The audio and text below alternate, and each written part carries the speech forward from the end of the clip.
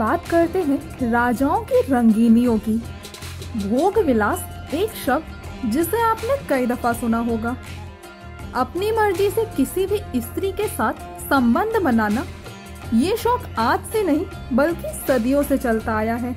इसी में डूबे उन राजाओं के किस्से आज हम आपको बताएंगे, जिसे सुनकर आप भी हैरान रह जाएंगे। तो शुरुआत करते हैं अलाउद्दीन खिलजी से। इश्क के लिए मशहूर खिलजी दिल्ली सल्तनत के खिलजी वंश का दूसरा शासक था। वैसे तो रानी पद्मिनी के लिए खिलजी ने राजस्थान के चित्तौड़ पर हमला कर दिया था, लेकिन दावों की माने तो अलाउद्दीन अपने गुलाम मलिक काफूर की खूबसूरती का भी दीवाना था। यहाँ तक कि तारीख फिरोज शाही जैसी किताबों में काफूर के साथ अलाउद्दीन के संबंधों का भी जिक्र किया गया है। कहा यह भी जाता है कि नौजवान और बिना दाढ़ी वाले पुरुष खिलजी की कमजोरी माने जाते थे। अब बात करते हैं पटियाला के महाराजा भूपिंदर सिंह की। इनके इतिहास को जानकर आप भी एक बार सोचने को मजबूर हो जाएंगे। द मैग्निफिसेंट महाराजा नामक बुक में लिखा है कि भूपेंद्र सिंह धमकाने वाला, शराबी, महिला का भोगी राजा था। पुरानी रियासत के महल आज भी महाराजा भूपिंदर सिंह की 365 रानियों के किस्से बयां करते हैं। उनके महल में रोजाना 365 लालटेनें जलाई जाती थी। हर लालटेन पर उनकी 365 रानियों के नाम लिखे होते थे।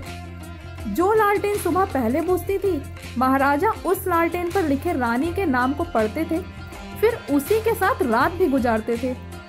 इसके अलावा महाराजा के 88 बच्चे थे।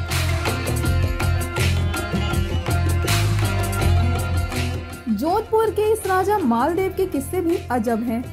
कहते हैं कि राजा मालदेव की शादी जैसलमेर के शासक लुनकरण की बेटी उमा दे से हुई थी।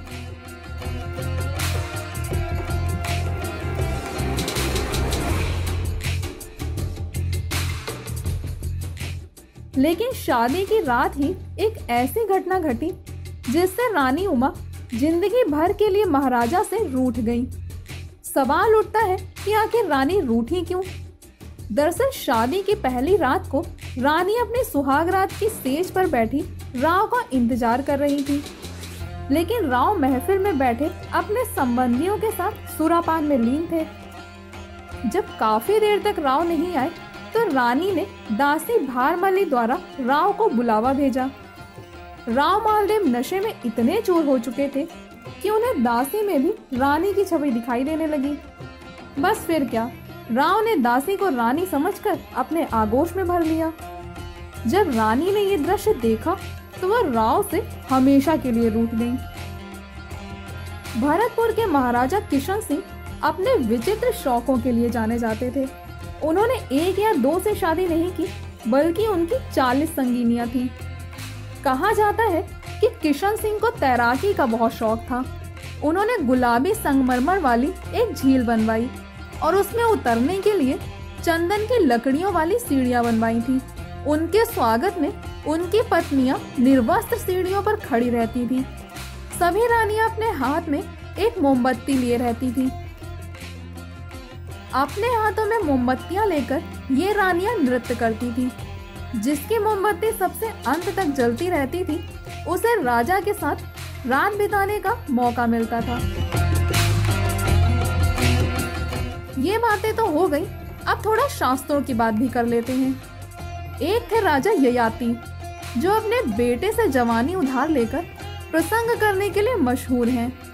अब उनकी कहानी भी सुनिए। ययाति के 5 बेटे थे। एक दिन उन्होंने अपने बेटे यदु से कहा कि तुम मेरा बुढ़ापा ले लो और मुझे अपनी जवानी दे दो, लेकिन उसने मना कर दिया। इस तरह चारों बेटों के मना करने के बाद छोटे बेटे पुरु ने पिता का बुढ़ापा ले लिया और उन्हें अपनी जवानी दे दी। बस फिर क्या, ययाति घूमते घूमते चैत्ररथ नाम के एक जंगल में पहुंच गए। वहां उन्हें विश्ववाची नाम की एक सुंदरी मिले, जिस पर ययाति का दिल आ गया। कई दिनों के बाद जब ययाति काम और भोग से थक गए तो लौट आए और पुरु से अपना बुढ़ापा वापस ले लिया। रिपोर्ट ज्योतिषी newstrack.com।